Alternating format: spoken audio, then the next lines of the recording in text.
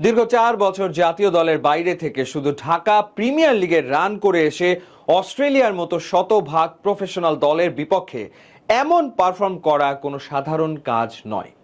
3 ম্যাচের ওয়ানডে সিরিজে 157 রান আর বল হাতে শিকার মোসাদ্দেক কেবল কামব্যাকই করেননি, জিতে নিয়েছেন সিরিজ সেরার পুরস্কার।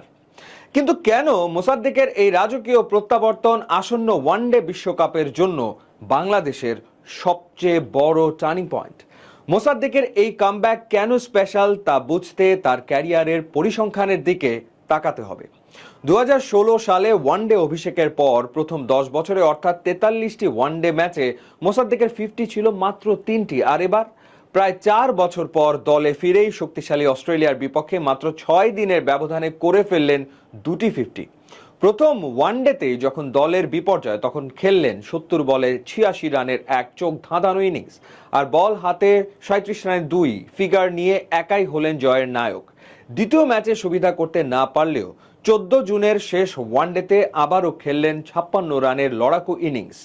ঢাকা লিগের মান আর আন্তর্জাতিক ক্রিকেটের মেজাজের আকাশ পাতাল তফাতকে বুড়ো আঙ্গুল দেখিয়ে মোসাদ্দেক প্রমাণ করেছেন তিনি বড় মঞ্চের খাঁটি ঘোড়া। কঠিন সত্যি হলো বাংলাদেশ দলে এই মুহূর্তে কিংবদন্তি সাকিব আল হাসান নেই। অতীতে সাকিবের পাশাপাশি মাহমুদুল্লাহ রিয়াদ বা মেহেদী হাসান মিরাজরা থাকলেও বর্তমান দলের লোয়ার মিডল অর্ডারে একজন অভিজ্ঞ অফ স্পিনার কাম সলিড ব্যাটারের ভীষণ অভাব ছিল। মোসাদ্দেকের অন্তর্ভুক্তি সেই অভাব এক নিমিষেই দূর করে দিয়েছে। আমাদের দেশে সাধারণত ব্যাটাররা 50 বা 60 করে আউট হয়ে যান, না হয় চটকদার ইনিংস খেলে 40 ওভারের পর প্যাভিলিয়নে ফেরেন। কিন্তু মোসাদ্দেক এই সিরিজে নতুন এক রূপ দেখিয়েছেন।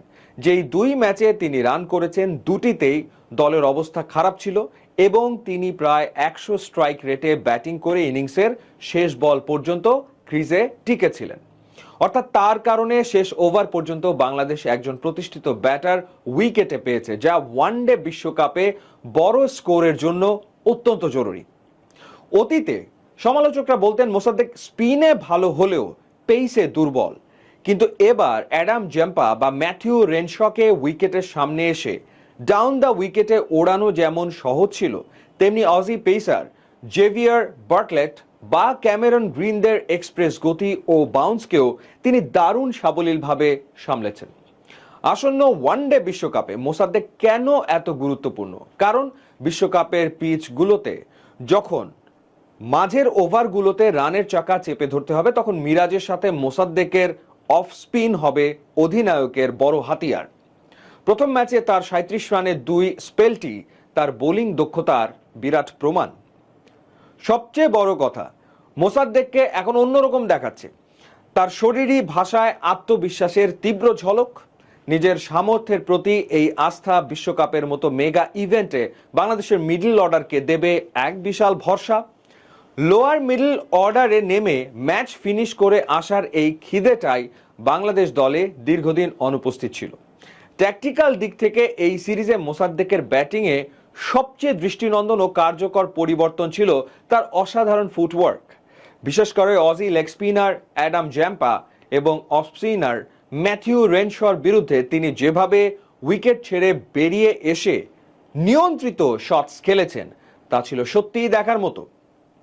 স্পিনারদের বল গ্রিপ বা টার্ন করার সুযোগ না দিয়ে লং অফ এবং লং অনের ওপর দিয়ে বল সীমানা পার করার যে সহজাত দক্ষতা তিনি দেখিয়েছেন, তা ওয়ানডে বিশ্বকাপের স্পিন সহায়ক পিচগুলোতে প্রতিপক্ষের বোলিং আক্রমণকে গুড়িয়ে দিতে দারুণ ভূমিকা রাখবে। অস্ট্রেলিয়া সিরিজে লেটার মার্কস নিয়ে পাশ করেছেন মোসাদ্দেক হোসেন সৈকত।